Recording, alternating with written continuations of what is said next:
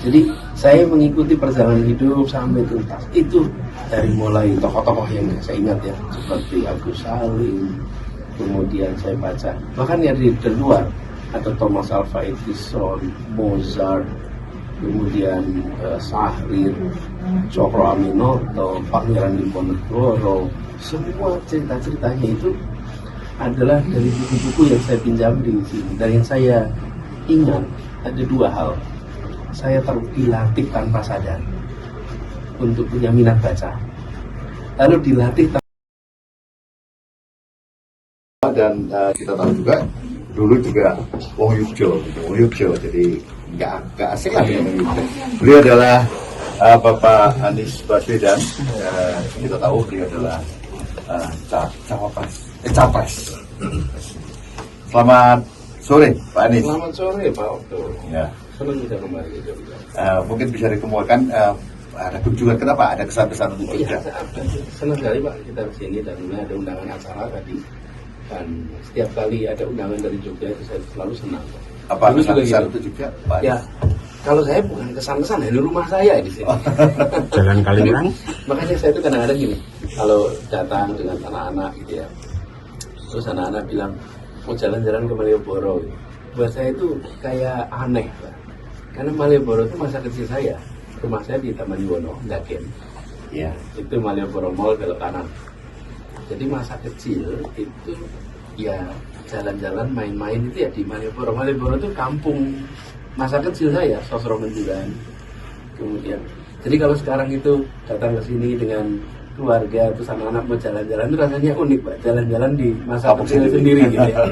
Tapi selalu menikmati pulang sini dan suasana kota Jogja itu memang ngangenin Pak. Ya. Pak Anies, ini sebentar saja mungkin kita juga ingin tahu tadi Pak Anies kesan khusus kepada kedaulatan rakyat. Ketika dulu Pak Anies ini adalah salah satu anggota perpustakaan kedaulatan rakyat. Sehingga Pak Anies ini kegemarannya membaca dimulai dari sana ketika beliau sangat getol sekali ke perpustakaan dan beliau adalah pembaca setia kaitannya dengan biografi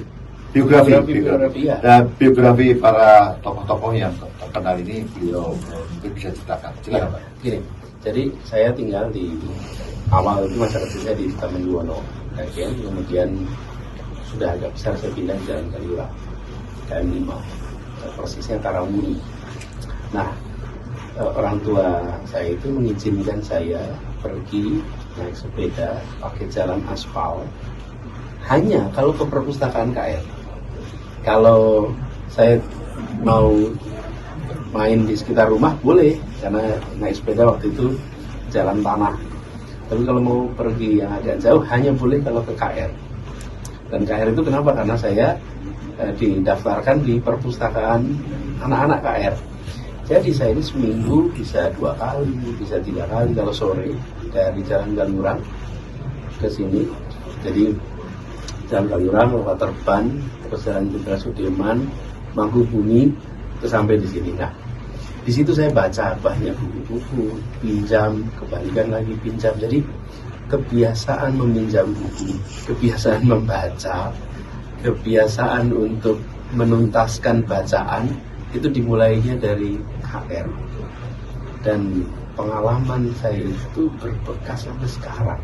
Jadi setiap kali saya baca buku, setiap kali saya menuntaskan buku, itu selalu ingat pada masa itu. Maka itu tadi waktu kita ngobrol, saya ingin terima kasih. Karena yang mengalami seperti saya kan bukan satu orang, Pak. Itu ada gak terhitung banyaknya anak-anak Jogja yang dilatih membaca oleh KR lewat perpustakaannya. Di masa bacaan belum tersedia semudah sekarang. Kalau sekarang kan buka HP bisa akses bacaan. Pada masa itu kan baca ya koran, majalah, atau buku gitu kira-kira. Dan bisa pinjam buku harian. Jadi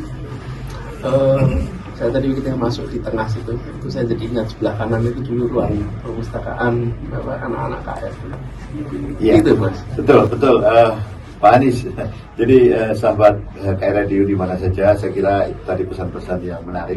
Kalau Anda ingin sukses seperti Pak Anies, mungkin Anda harus banyak membaca. Kira-kira begitu, dan beliau sudah memberi contoh bagaimana biografi tokoh-tokoh ini bisa menjadi ketelanjutan begitu Ya. Kenapa biografi ini Nah, gini, sangat disukai? Karena saya suka baca biografi, karena biografi selalu dimulai dengan kita masa kecil. Selalu, tidak ada biografi dimulai dengan masa tua, selalu masa kecil. Jadi saya mengikuti perjalanan hidup sampai tuntas. Itu dari mulai tokoh-tokoh yang saya ingat ya, seperti Agus Salim, kemudian saya baca, bahkan yang dari luar, ada Thomas Alva Edison, Mozart, kemudian Sahrir, Cokro Aminoto, Pangeran Diponegoro. Semua cerita-ceritanya itu adalah dari buku-buku yang saya pinjam di sini. Dan yang saya ingat ada dua hal. Saya dilatih tanpa sadar untuk punya minat baca. Lalu dilatih tanpa sadar untuk punya namanya daya baca. Kita kadang-kadang punya minat baca tapi tidak punya daya baca. Minat baca buka HWA terus menerus. Nah, itu minat bacanya tinggi. Okay? Tapi daya baca itu kemauan dan ketahanan untuk membaca literatur yang panjang. Nah, biografi itu sebagian panjang dan tidak ada gambarnya.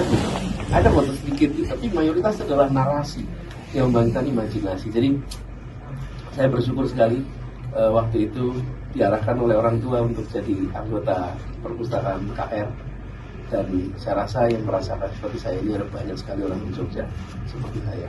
Iya, Terima kasih sahabat. Terima kasih KR. Sahabat KR Radio di mana saja kita lihat, kita dengarkan tadi bagaimana beliau sukses sekarang baca, maka ini adalah cerminan kalian juga harus banyak membaca nih gitu.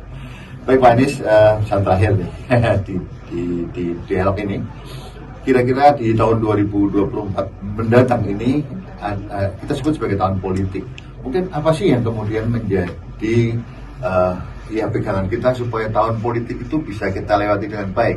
Ada pencalonan, ada persamaan nanti itu supaya bisa menjadi satu pesta demokrasi yang benar-benar adil, benar-benar beradab, benar-benar fair gitu. Ada pesan-pesan itu. Pak Anies, silakan Pak Anies.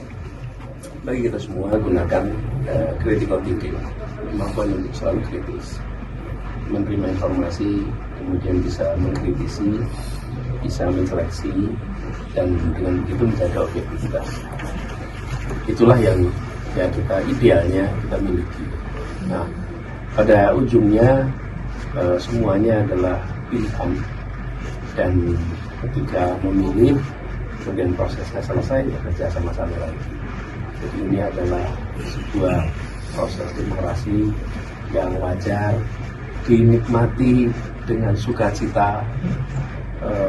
Lalu siapapun yang ditawarkan itu adalah anak bangsa kita. Siapapun yang menawarkan itu adalah untuk kita bersama.